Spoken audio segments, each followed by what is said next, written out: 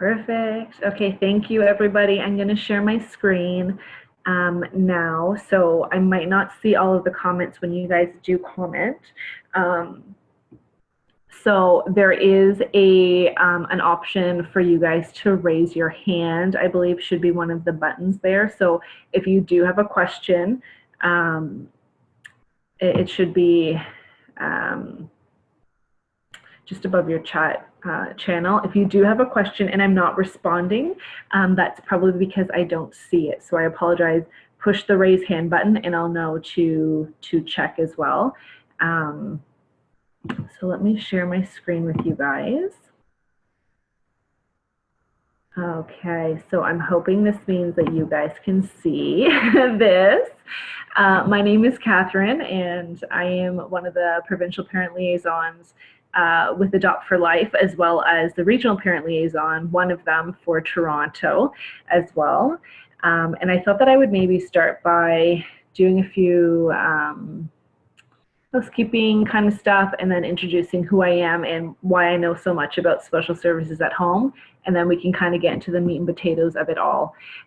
So as I just mentioned, I don't always see the function of people responding. So please, if you have a question or need clarification, if you can't hear me, I'm talking too fast, please hit the raise hand button, because I will get that right away, and I'll know to make sure to check the chat messages to make sure that you guys are getting all of your questions answered. So who I am. So I'm a parent of 3 children. My husband and I adopted, and 2 of them have special needs, and 2 of them also have special services at home. So I feel your pain being in this position and trying to figure out how to apply, how am I eligible, how much do you ask for? I've absolutely been there. Professionally, I'm a social worker, and I've been a family social worker and family support worker prior to this position for a very long time. And my job was to fill out this application with families.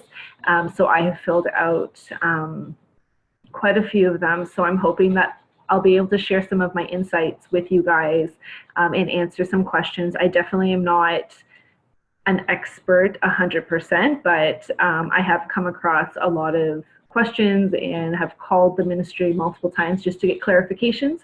So I'm hoping to share that with you guys now. And I do want to apologize. I have a dog who's at home with me now. Oh, I see a chat. Oh, hi, Kimberly. Yay. And so you might hear my dog in the background. So if she's being too loud, again, please let me know and I will send her upstairs. So without further ado, some of the housekeeping rules is, like I said, this is being recorded. So if you do need to go back, or if you feel like it was just too much content, which it absolutely is going to be, you'll have an opportunity. I can email this out to you all, and you can rewatch this and watch the sections that you need. And I'm really hoping for this to be interactive. So I'm really hoping that you guys can ask questions as we go, clarifications if you have need support and with wording things. I'm more than happy to do that with you here. If we're finding that your family might be a little bit more complex, or you might need a little bit more support than just simple question and answers, feel free to reach out to me or your liaison, your parent liaison, and we'll be able to support you a bit more in depth as well. But I really am hoping that I'll be able to answer some of your questions and just make sure that you get an understanding, because it's a daunting application. And I understand how overwhelming it can be. I'm sorry, my dog is probably going to be barking through this. Let's get started, shall we? Okay. So what is Special Services at Home? Special Services at Home is a funding program that helps families caring for children with a disability.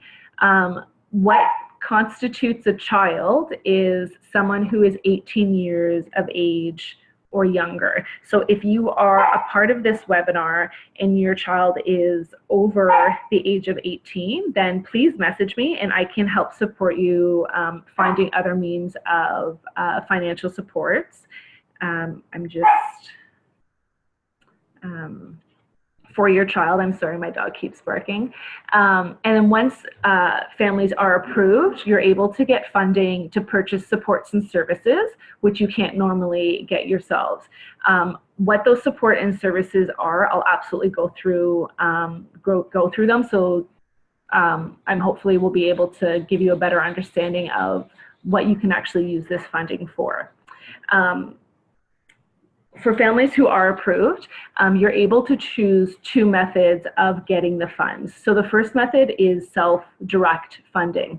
And so what that means is that you fill out this application, you get approved, and what happens if you choose the self-direct funds, what will happen is that the government will send you a package directly to your home, and you'll get a big stack of invoices, and you fill out the form as you go, and you send it directly to the government. They give you that money back. So that's the self-direct option.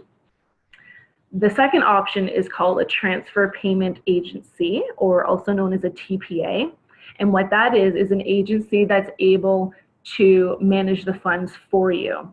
So typically a TPA are children treatment networks. So I'm in Peel region, so that would be Aranoak Kids, Community Living Toronto does it, Grandview will do it, excuse me, kind of like the bigger children's support networks. They're able to manage it for you. So what would happen is that the government would then give the invoices basically to the agency, and they would manage it. The difference between the two, the self-directed and using a TPA, is that a TPA will actually give you a bit more of a schedule, and their turnaround time seems to be a little bit faster. So usually when you get approved, it's through the fiscal year, so April 1st to March 31st of that fiscal year. And they'll say you're approved for X amount. And the transfer payment agency will actually give you a schedule saying, these are the dates you need to have your invoices by, these are the dates we'll pay you by. Whereas for the self-directed funds, you send it in at whenever you can, and they're then given 30 business days to deposit the money into your account. So the way that this system works is that you are approved for X amount for the year, and you spend that money, you keep the receipts, you have the invoices signed, you send that off to the government or to your TPA, and they pay you back. So it's a reimbursement schedule. If you go over the amount, they just will not pay you. So for the self-directed funds, you need to be a little bit more aware of how much you're using. I use an Excel sheet just because I find that a lot easier. And with the transfer payment agency, they tend to help you out a bit more, so they can help find a schedule that's a bit better. So it really depends on what you want to ask for that. I just have a question.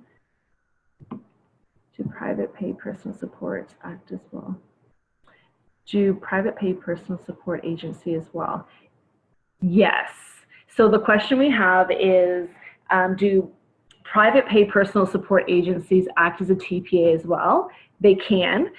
It all depends on each region. Thank you, Kimberly, for that question. Each region is a little bit different. So you may want to, before sending off your application, you want to make sure that you know who's able to be a transfer payment agency and who's able to do it. So for instance, there's different agencies that provide respite support in your region. They might actually be able to manage that for you and pay your workers directly. So it's just you get to miss a step, which isn't necessarily a bad thing.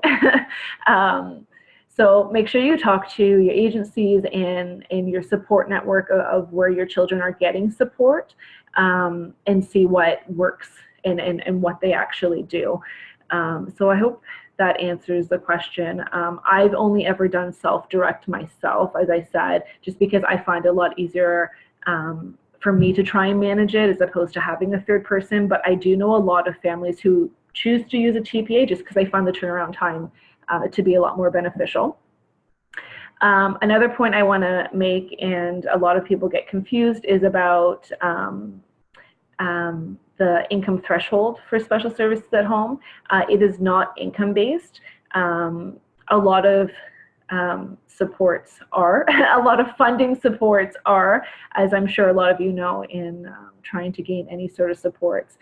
That's why special services at home is a little bit unique in its way, is that it is needs-based. So families who have children who are more complex, if families who are struggling more, families who are able to articulate their needs more, they're the ones who are going to be getting more funding regardless of how much income you have. If you're able to show your worker or to the SSAH agency that your family has great needs, and despite your own attempts to accessing the support, these are still the gaps, so that's where kind of the funding steps in. And lastly, a child must have a confirmed diagnosis of a developmental or a physical disability, or both. So this is a big one for a lot of families, and I know there's probably a lot of questions coming up saying, well, is my child eligible? The answer to that isn't necessarily black and white, and this is where you're going to find a wide range of responses from different families if you've ever talked to them. Special Services at Home seems to be having, in the past couple of years at least, thankfully, had a bit more of a shift in the rigidity of acceptance. More recently, children who have diagnoses of ADHD, FASD, they're starting to become approved. But what the most important thing is not only to have a diagnosis, a confirmed diagnostic letter to include with your application, but you also need to demonstrate on your application form that your child has daily impaired functioning. And that is a very scary word, but basically it means that your child's needs or their exceptionalities is something that they need support with daily.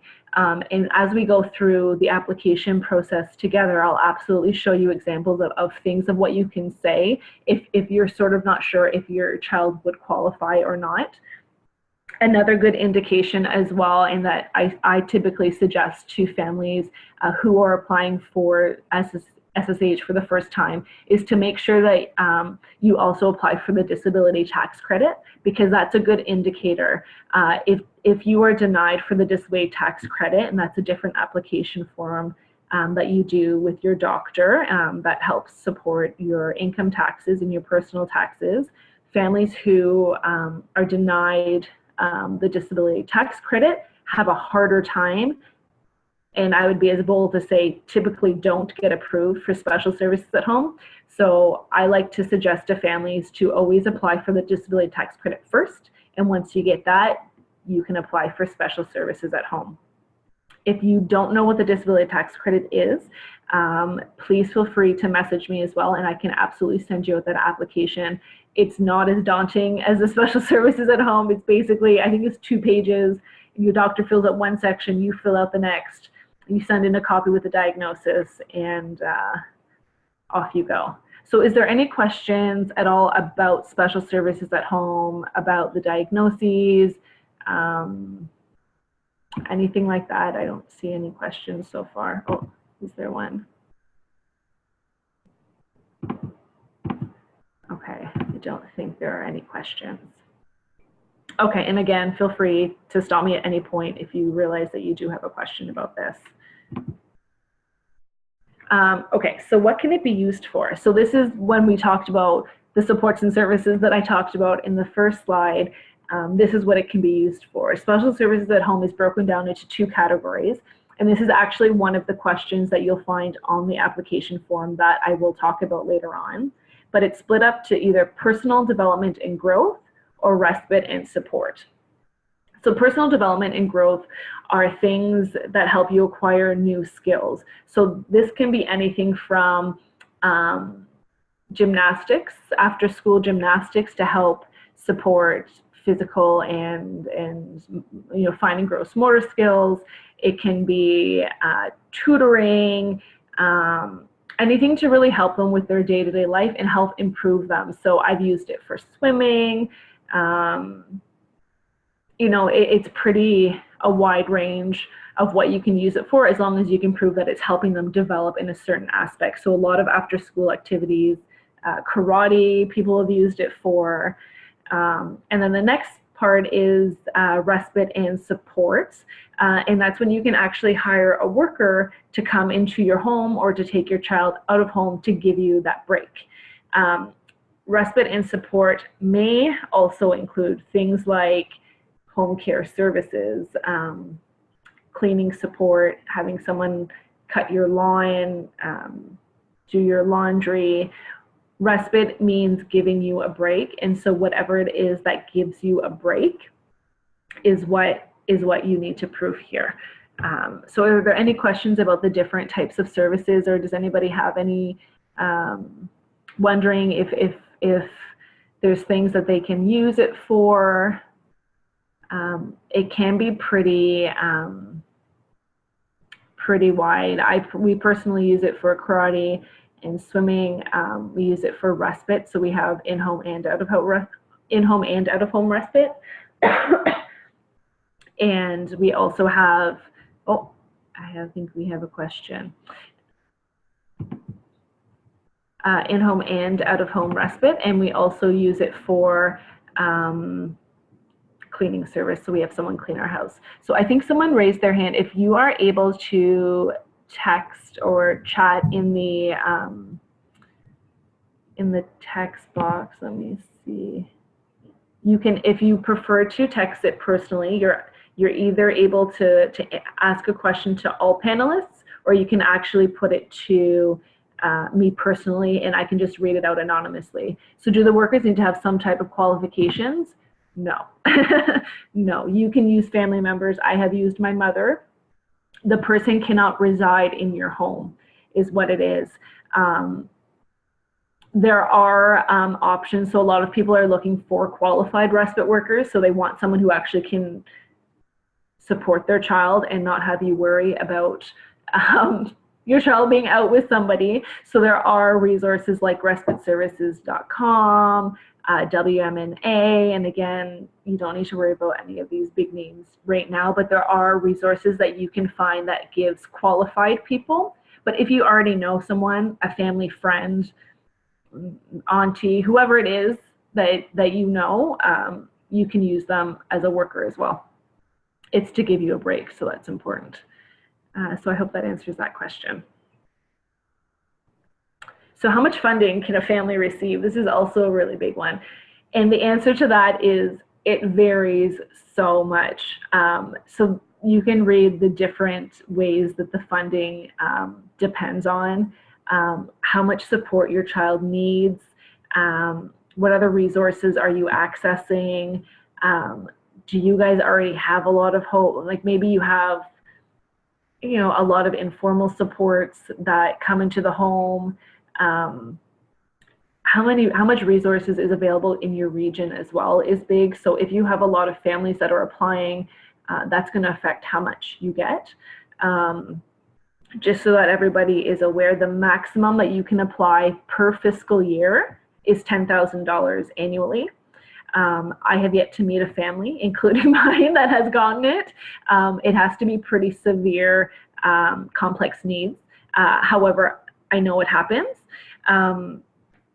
So that's always an important part to know as well. You'll see each region usually has a standard of support. And again, it is fiscally. So once you are approved, you get it from April 1st to March 31st. And another great thing about Special Services at Home, which they just started last year, I believe, is the renewal process. So prior to last year, every year you'd have to reapply. Every year you'd have to fill out these forms, and all of you sitting here knows how much of a daunting task that is. So a lot of people miss their payments or miss the deadline to apply. So what the government has done now is that once you are approved for X amount of dollars, you are approved until a child turns 18. You don't need to reapply. You have that money, it's there. The only time you would want to reapply is if you wanted to ask for more funding. So say there's a change in your child's functioning level, there's a new diagnosis, you adopted another child, there's, you know, a family circumstances, a divorce, or, you know, any kind of big life changes that happens, you can absolutely reapply, and there's no set time to reapply. So you can reapply at any time to ask for more funding as your needs change. So I know for families who receive SSAH, that was a huge thing to not have to reapply every year. Once you send it in, you send your diagnoses, you're good to go, and you'll just automatically receive your invoices and the funding amount every year. So win for us. So how do you apply? Obviously, oh, there's a question. Obviously you get, thank you guys for raising your hands because I don't see them afterwards. So feel free to ask your question. I feel like a teacher with you guys raising your hands here. It's kind of neat. So I'm just going to wait for the question.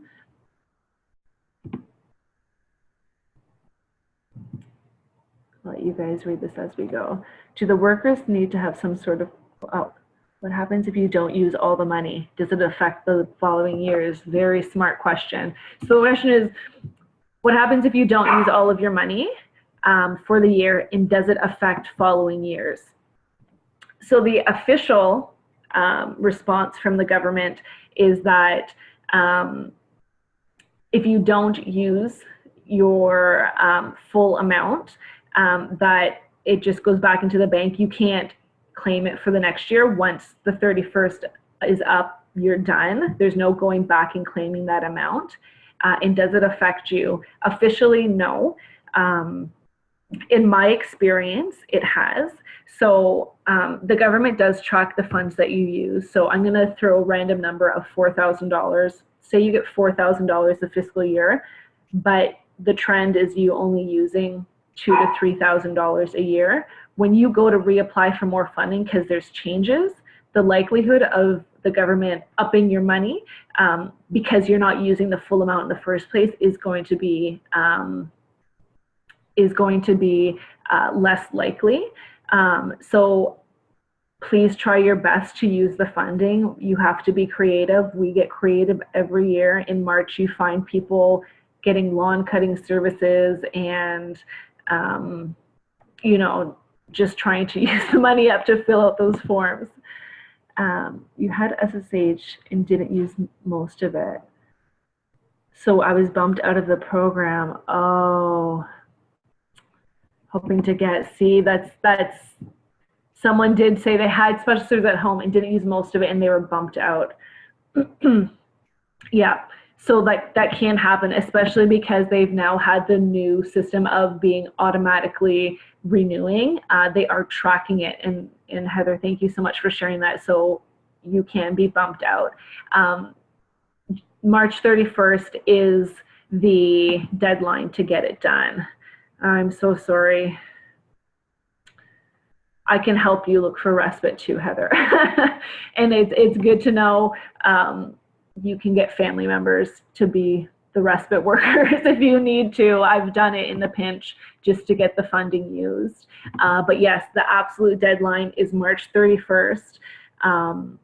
There is no grace period. There is no, but I was busy, so I'm sending it in 2 weeks late. They usually give you until April 10th, I believe, is the typical deadline for March's invoices. I have always had the rule of thumb of the first of each month, I am sending in my invoice because it keeps me on track, and it also makes sure that I'm using up all of my funds, because that's really important. Thank you so much for asking that. So filling out the form, again, you can fill it on your own. If you have a professional, like a social worker, a service coordinator, they can help fill it out. You can contact your regional parent liaison with Adopt4Life. We can support you in filling it out. I've emailed you all a copy. I hope you've all received it.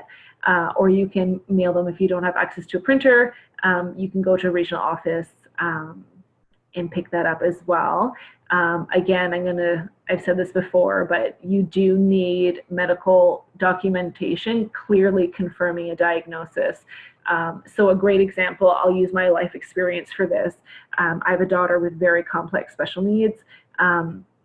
she was given a pending diagnosis of a global developmental delay.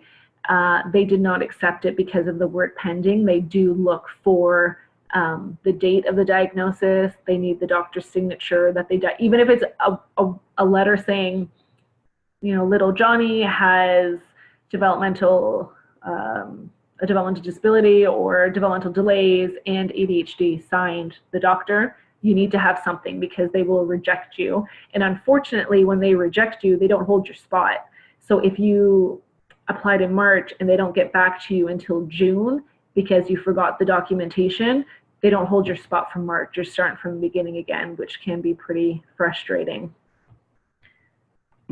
Okay.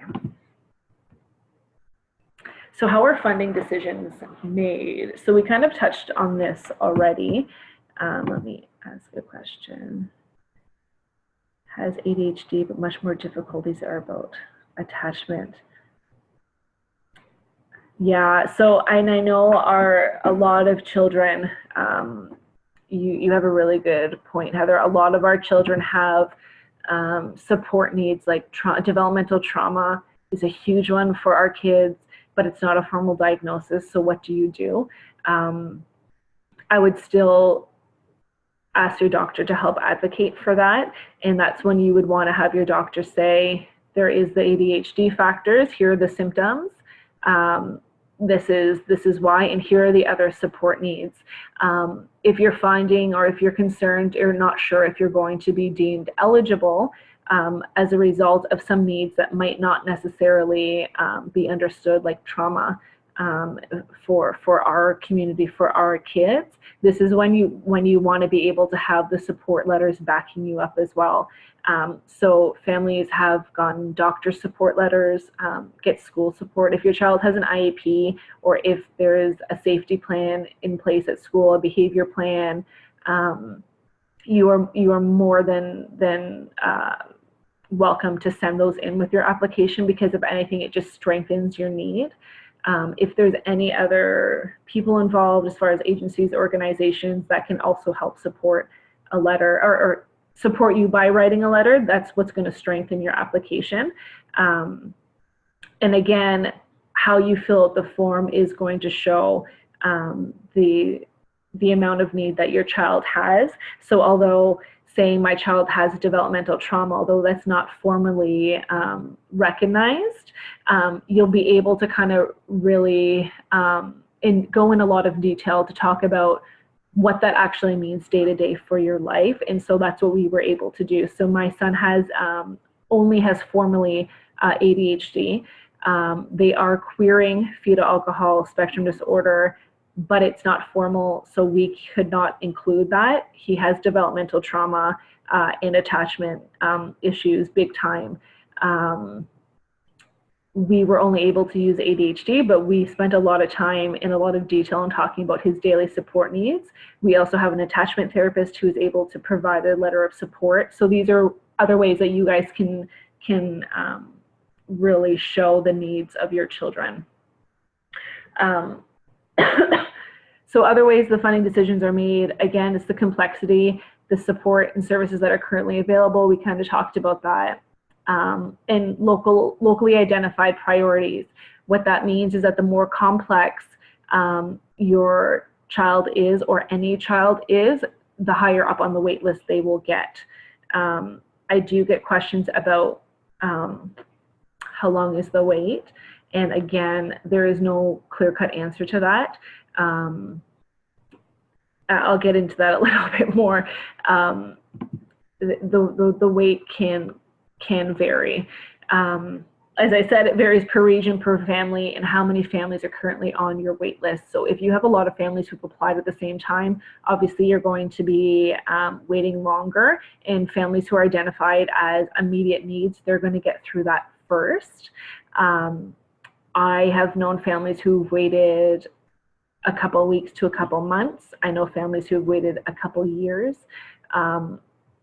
The government, a few years ago, the government cleared the entire wait list because they realized that there was a definite need for families to get this type of support, and that waiting 3 to 5 years is just not feasible for families.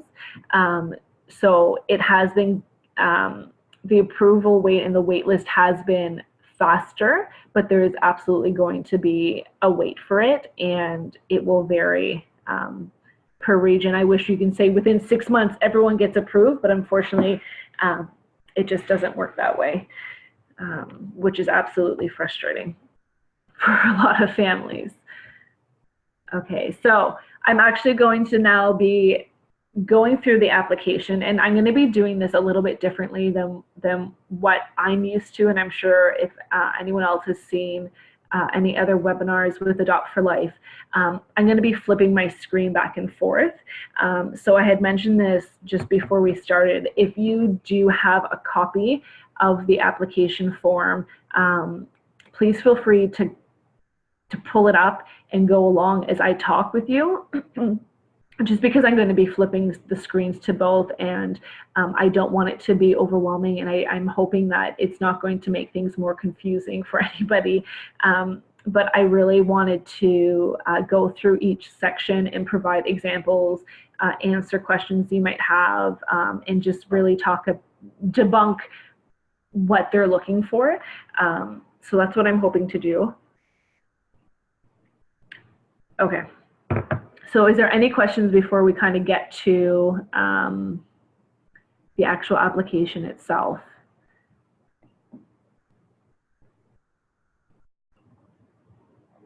Okay, we're good to go. So I'm hoping that this works. I did a trial with my colleague earlier this week to make sure that you guys could see. Let me pull up the application, I apologize. There we go. Can you guys see this? I'm hoping. Can you see the application form?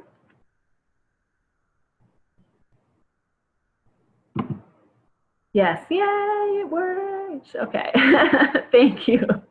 I was so worried that it wasn't going to work.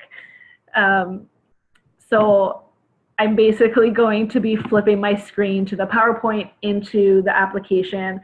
I hope this is the best way to do it. I've been playing with trying to figure out how to help people answer the questions. So we will go. And if it's confusing, we can try again. Okay, so let's start with section 1. Section 1, easy peasy. That's the easiest part to fill out of the whole application. So section 1 is the information, is basically your info. So let me just go back again. So the up top here on page 2, it'll say applicant requesting support. That's your child's information. So you put all that information in. Section 1 is your information. So we're off to a good start. Hopefully that's not going to be too hard to fill out this information for you guys. Okay. Section 2. So section 2, you will only need to fill out if you're renewing your application. So is anyone here renewing their application? I know we have someone reapplying, but maybe raise your hand if you're renewing.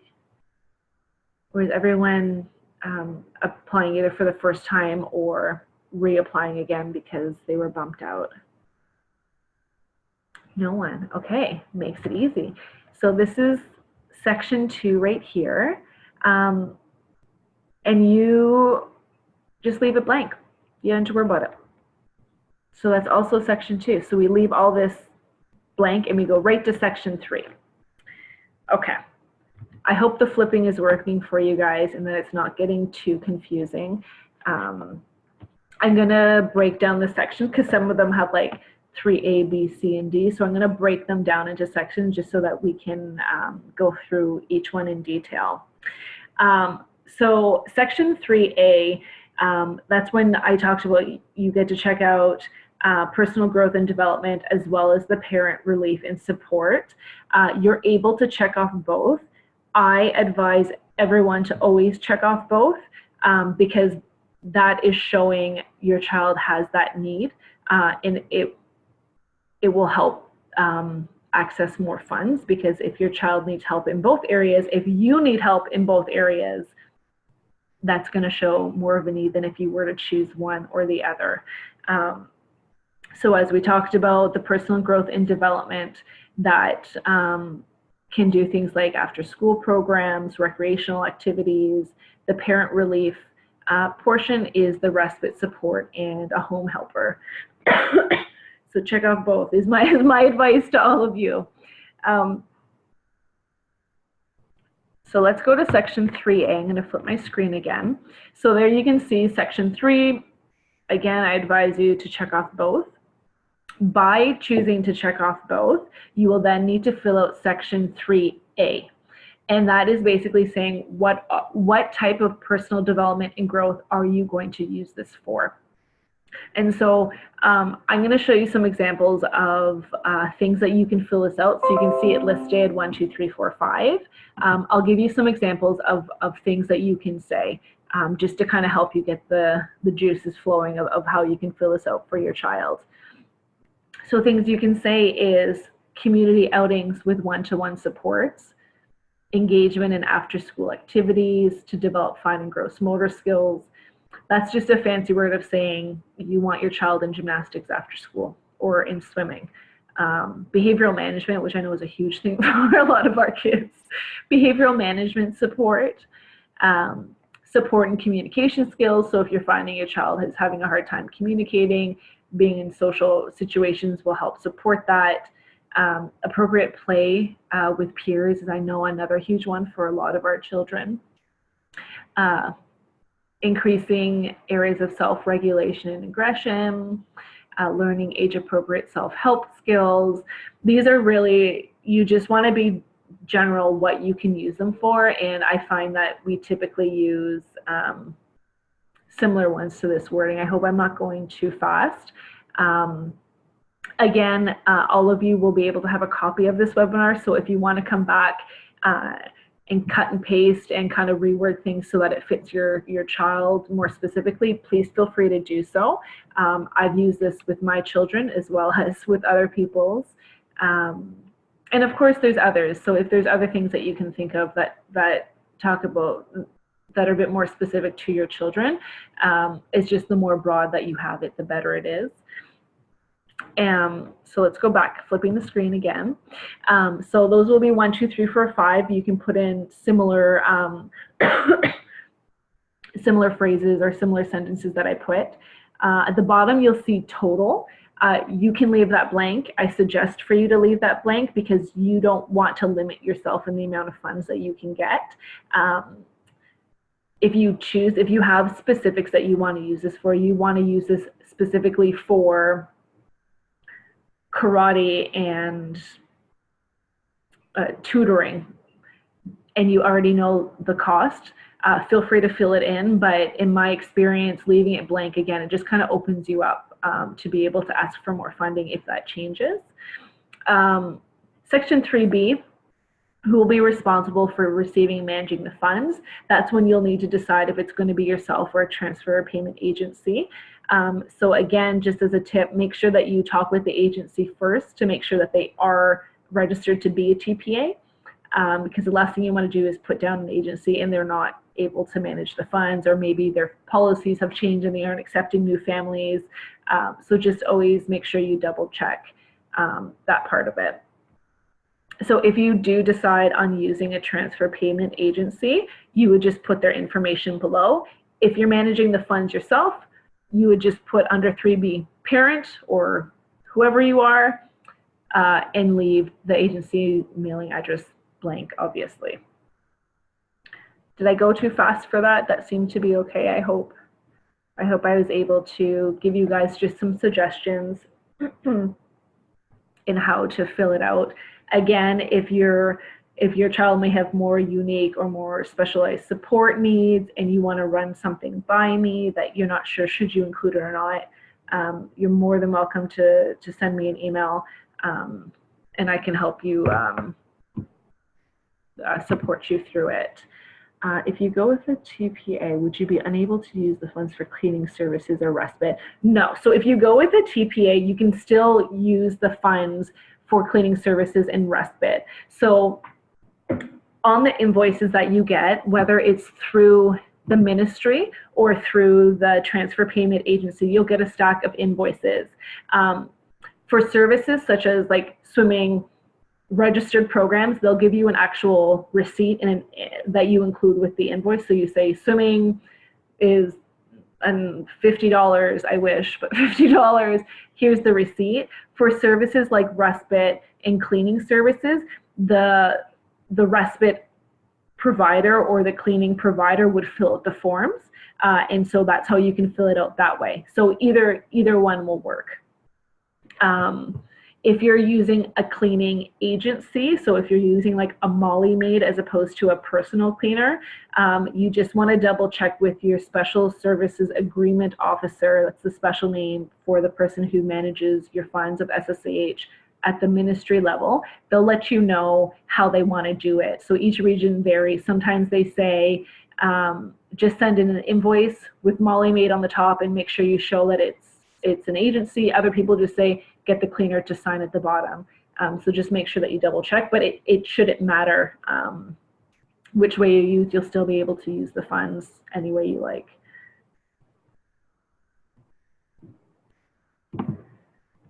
Okay, section 4, and I'm sorry there's a lot of words here. Section 4A, so a description of the strengths and interests of your family member and the supports that you provide. So it says include your child's strengths and interests and focus on the immediate day-to-day support needs. So in this section, I'll go to it as well. Here's 4. They don't give you a lot of space. This is where you want to give a very general overview of your child's support needs. It's very hard to do so in this small space. So you are more than able to have a secondary sheet. So you can start writing, or if you handwrite, that's what I did. I handwrote it and then I wrote, please see attached, and then I wrote more of it. A lot of families struggle too, saying, what do I write? How do I show my child's needs here? So I did create a little blurb myself that I just sort of made up just to kind of give you hopefully some insight on how you can write about your child. You definitely want to focus on your child's strengths and interests and things they enjoy doing, but this is where you want to also focus heavily on what needs do they have and what does the day-to-day support needs look like. So I'll read you the little blurb that I have, and then if you guys have questions about that, again, please feel free to ask. So again, I just made this up, but Kathryn is a loving 6-year-old child who enjoys outdoor activities and watching movies. As a result of her prenatal exposure and formal diagnosis of ADHD and developmental disability, Kathryn requires constant one-to-one support due to safety. Kathryn has been known to wander off in the community several times. At school, she requires extra attention due to her inability to focus on tasks, which also is seen at home around her daily living skills. Kathryn requires full assistance in dressing and bathing and feeding. Socially, Kathryn enjoys being around her peers, but has significant difficulty in navigating social interactions, and as a result may become physically aggressive towards peers. At home, areas of self-regulation and aggression have become a daily struggle. Kathryn would benefit from developing these skills as well as access to respite to support the family in raising a child who requires a high level of constant support. So basically what you want to do is talk about, this is your child's strengths and interests, this is their support needs, this is what the funding is going to help us with. So I apologize that was lengthy, but I just wanted to kind of give you an understanding of what the narrative can look like when you're filling out this form. Can you use it for a support pet, like a therapy dog? That is a good question. I don't know the answer to that. If you're looking about getting, like purchasing a therapy dog, you mean? I don't believe you can, but I'm going to write that question down. I've actually never been asked that before. I'm going to write the question down to see, and I will get back to you if you can use it for a therapy dog. My gut is saying no, just because they would need to I don't know. Actually, I'm not going to say I don't know. So, Alice, I will get back to you on that question. Okay. Is there any other questions about how you can word things, or questions about why I chose the wording that I did? You really want to be focusing on the day-to-day support. I know I talked about the word of daily impaired functioning, that kind of scary word. This is where you want to really give an overview of that, and basically share that your child has these strengths and interests. These are their daily support needs. This is why it's so hard, and this is why they need access to the support. So I hope that makes sense. Okay, so we'll go through this as well. So sections B, C, D, and E. I'll show you what I'm talking about, but you really want to be able to provide as much detail as possible. They give you a very small blank section here, and it's really important for you guys to provide very specific details about your child. A rule of thumb that I like to share with families that I support this is to give you an understanding of who is approving these applications are probably people who have little to no experience in raising a child with our children's needs.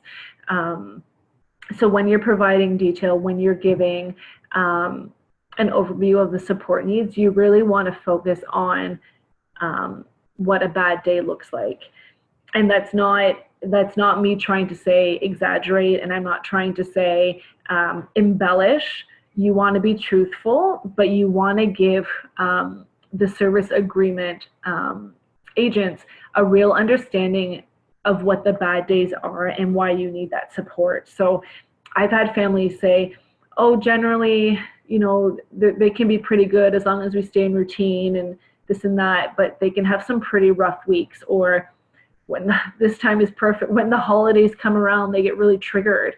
And this is, and it's you know, I'm not able to manage and I need a lot of help.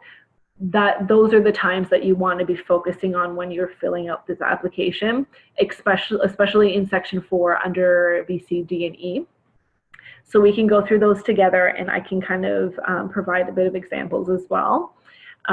Section F, unless your child does have medical needs, you can just leave that section blank. So let me switch over again, and I can show you what it is that I'm talking about. Okay, so section 4, we already talked about that kind of narrative you want to write. Section B, personal development support. So communication, social skills, how often do they need assistance? Does your child need constant redirection, or sorry, does your child need constant engagement to be able to have a conversation with them? Does your child have a speech delay and a speech impediment? Maybe they're nonverbal. Maybe there's significant delays because of whatever the reason is. You want to put, is it a daily thing that you need to really work at it to have a conversation and to have them communicate their needs? Even if this is trauma-based, if your child will not communicate their needs as a result of trauma and attachment, you want to be able to share that. Social skills is another thing for age appropriate. So a child of the same age, how much support do they need? Is your child constantly getting into fights at recess, or are you constantly having to intervene or to help support your child understand social skills, age appropriate social skills? Are you constantly doing that? Is that something that you need to keep an eye on? Really focus on that part. Community activities involvement. Are you able, so again, you're looking at age appropriate. So if you have an 8-year-old child, are you able to just drop your child off to an after-school activity and drop them off and go home? Or do they need that extra support? Do you need to have the extra conversations with the coaches? Do you need to stay there to intervene just in case? Do you need to hire someone extra? Or are you choosing specific after school programs that are smaller numbers so your child can get that more attention. These are the things you want to be focusing on. So you can see under here, it says, if appropriate, provide more information about your unique situation. That's when you want to give examples. So saying, you know, as a result of trauma, my child has a hard time doing X, Y, and Z. I'm constantly intervening. You can give specific examples. I know, for instance, social skills, like my oldest daughter only engages in parallel play. She has no friends. She's never been invited to a birthday party. Those are things that you want to focus on. Supervision, same thing. How is supervision looking? How is safety at home? Are you constantly, is your child able to be left alone for any period of time?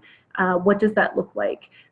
If there's been any issues with supervision, if your child's ever run off, if they're a flight risk, if you know, they need support using scissors or any of those type of things, you want to, again, provide very specific details. Behavior is a big one for us, for a lot of our families.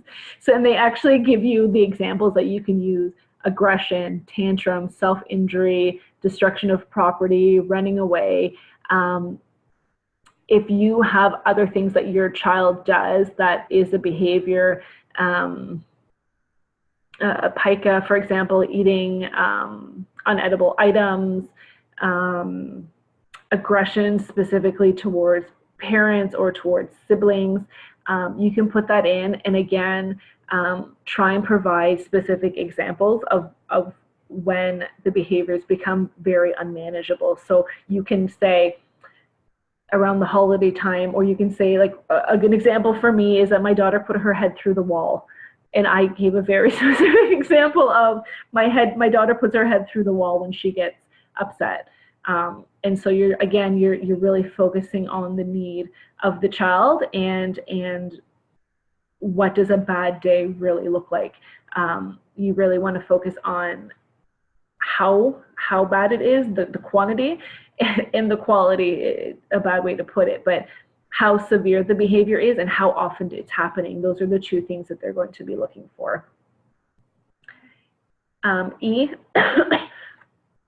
does your child need reminders for bathing and dressing? Age appropriate, can they take a shower on their own, or do you need to still help them wash themselves?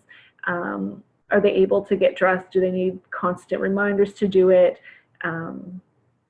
Eating, are they able to, can you just put a plate in front of them and walk away, or do you need to be constantly reminding them? Do they need to have their food cut up a certain way because maybe there's oral motor issues? Are they having accidents at night still? Are they having accidents? Are there incontinence? Those are the type of things. Lifts and transfers, obviously if your child has a physical impairment, you want to include that as well. So personal care, it just isn't for children who you have to dress them. It's also, do you need to constantly remind them? Are they able to choose weather appropriate clothing? Do they have the ability to dress themselves according to the weather, according to what they're doing? Medical and health, again, if your child is not tube fed, you can just leave that part blank. Okay, section 5. I hope I'm not going too fast for anybody.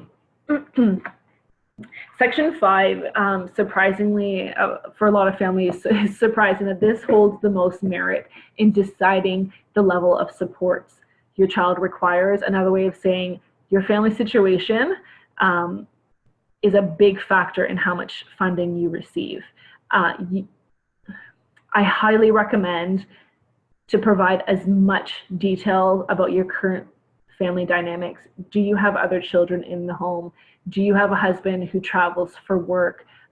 Do you have do you have another child with needs?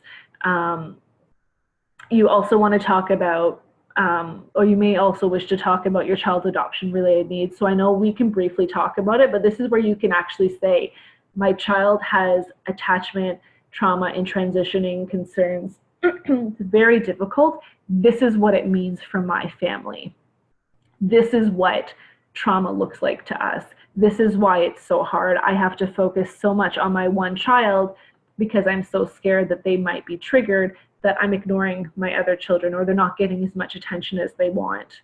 And you're also able to speak about your own personal health issues and stress-related needs. So you can say, I'm very overwhelmed. You can write that. You can say, I have my own diagnoses, whether it's anxiety or stress or whatever it is that you're personally dealing with. This is the space that you can kind of put, this is the space where you want to put, this is how my child's needs are affecting not only me, but everybody in my family. So let me flip over to it. Some of this part is pretty simple. So you check about, do you have parents who are seniors? So you're kind of in that, it's called the sandwich generation. Other members in your family require care. Are you on wait lists for services and you don't have the funding, or the wait lists are too long, you're not accessing anything?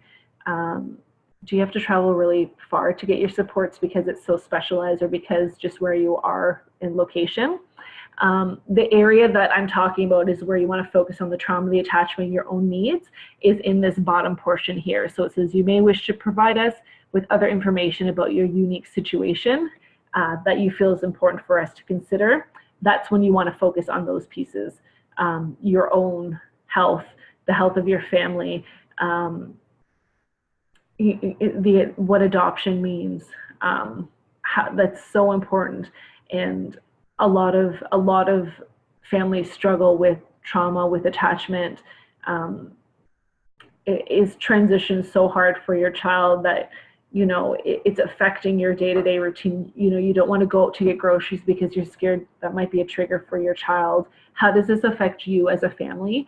And the other siblings potentially in the home, your spouse, your partner, extended family. Do you feel like you can't have extended family come to your home because it might be a trigger, or because you're fearful what might happen? Put that part in there. Again, it's up to your comfort level. You don't want to exaggerate, but you really want to be able to demonstrate how your child's needs affects you as a family unit. So I hope that's fairly clear. For myself, I focused a lot on having 2 other children in the home. I focused on the stress of our marriage, that having a child with these needs affects us. My own personal health, I have a disease called endometriosis, and that means a few times out of the month, I'm in a lot of pain. So my ability to parent those times are hard, but my ability to parent a child with needs is that much harder. So I actually included that in my application as well.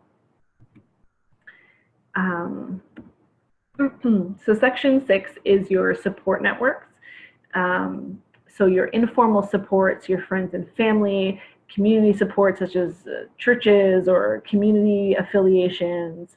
You want to focus on how often do you get the support from your community, and are they geographically close to you, and do you feel that your family and friends can support your needs? So although you may have amazing, great family who's trying their best, if they don't have the ability themselves to support your child because they may not understand trauma, or they may not be able, maybe due to their age, they can't keep up with the support needs of your child, that's what you want to put. So let's flip over to section 6. It includes informal supports that are available to you in a family. Do you not have, is there no one near you and you have no support networks? Your family's in a different country, or they're far away, and the family that is close to you don't really have the ability to care for your child. That's where you really want to focus on in this section or if you have great supports, you can put that saying, we have someone to watch our child once a week that helps me, get organized, but, your child's support demands more than just having a break once a week. So this is where you really want to emphasize what supports you have or don't have, but also you want to include what supports you feel you need. So although you might have these informal supports, you might say, but you know what? I need more, and this is why I need more. So section 7, I'm sorry, I'm just going to take a sip of my tea. Section 7A is where you want to list off both current services and supports received, as well as the ones that you're on the wait list for. So again, if you're waiting for speech therapy for anything, any kind of supports, if you're on the wait list, or if you've accessed it and they've discharged you or you've aged out, you want to make sure that you include that. That includes all therapies such as attachment therapy, after school programs, any ongoing activities that your child's involved in. Section B, again, I'll flip back to the actual application so you can see what I'm talking about. Section B is the family relief and support. So list all the supports that you currently have for your child. If you have none, say it. Say that you don't have any support. Make sure that you talk about, maybe you have support, but like I said, they're not appropriate because your child's needs are too high, or that although you have someone come into your house, you still don't feel like it's a break because you're constantly on edge, because you want to be able to provide someone who has more experience in trauma or in supporting a child of our level of needs. Section C is another acronym. So ACSD stands for Assistance for Children with Severe Disabilities. Please don't let the name fool you. This is for families who have a child with special needs or with support needs. It is income-based. So although the name says that it's for severe disabilities, don't let that fool you, because you may potentially be eligible for ACSD if you meet the financial threshold or below the financial threshold. If you're wondering if you are eligible, I am more than happy to send you the eligibility criteria for that as well. So that being said, let me flip over to the section so you can see what type of community supports that you have. We talked about that. Is your child in school? Is there daycare? In the section, that's when you want to talk about, is your child in school but you're getting calls a lot because your child has support needs? Were you kicked out of daycare? Does your child attend halftime? Or your child used to be in swimming, but you've discharged because you can't financially afford it anymore. That's where you really want to talk about the programs that they're in, what you're on the wait list for, and what they currently, or what they have received in the past. B, we've already talked about this as well. So with B, you want to talk about the current relief and if it's supportive for your family. So what do you have? What are you on the wait list for? What isn't working? And if you don't have anything and you don't know, you're not on the wait list, make sure that you put that in as well. Excuse me. And so going back to 4C, you want to indicate if you receive any other type of financial supports. So are you getting ACSD? If you're not eligible, you can say, I make over the income threshold, and just say, so you didn't apply, and you didn't apply because you knew you wouldn't get it because your income is at a certain level. So that is it. So section 8 is fairly simple. You just need to make sure you sign this. And there we have it. I know that it was not very detailed. I tried to be as detailed as possible. I'm not sure if this question is here, but do you think they'll reimburse attachment therapy? So that is a good question, asking if SSAH will reimburse psychotherapy or attachment therapy. SSAH does not pay for therapy. It will not. So if it's speech therapy, attachment therapy. That being said, if you have an attachment therapist who's willing to sign an invoice as a respite, that's something that you guys can negotiate on its own. But therapy in itself is not covered by special services at home, unfortunately. So here are some tips that so I know I talked about this before. What's the best medical reports or documents to send in with the application? good question. You want to send in as much as you can. The more detailed of a diagnosis that you're comfortable in sending, the better. If you don't have one, if you don't have a full diagnostic report, if you just saw your family doctor and they kind of just wrote a letter, that's fine too.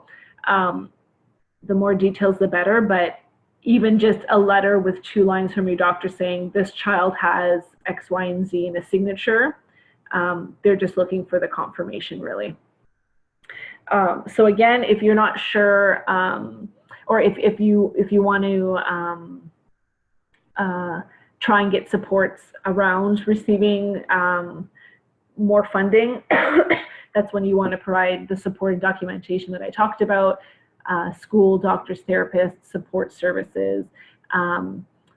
Tip that I give, when in doubt, write it out. The more information you include, the more specific examples, the more details you can give, the better, because again, the people who are approving this may potentially be new grads who have no experience with children with special needs, and you want to try and give as much detail as possible. Please make a photocopy of your application prior to sending. I have known families that they filled it out, they spent their time writing this out, they sent it off, and it never got to the office, or it got lost in the shuffle and they had to refill it out. So please take a copy, save a copy somewhere. It also will help you when you're potentially reapplying for more funding. So if your situation changes, you'll be able to look back and say, well, when I was asking for, or when I was approved for X amount of money, this is what we said, you know, this is what I should change when I'm asking for more funding. Just as another tip, not all offices send in confirmation that your application has been received. They should be, so you should be sending in your application, and within a few weeks, you'll be getting a letter saying, we received it, thanks, we'll review it. Not all offices do this, so I do suggest that you want to follow up to confirm in a few weeks. Give them maybe, you know, 5 to 6 weeks just to assume that they got it, or maybe 4 to 6 weeks. Excuse me, and that's again just to make sure that they received it and it secures your wait time. So if you send it and you haven't heard anything and you assume they got it, and 4 months later you realize they didn't, they will not backtrack. So you want to make sure that they've received it, because the last thing you want to do is take this time and finally fill out this daunting application and realize that they didn't get it, and all that months that you've been waiting won't count towards your wait list time.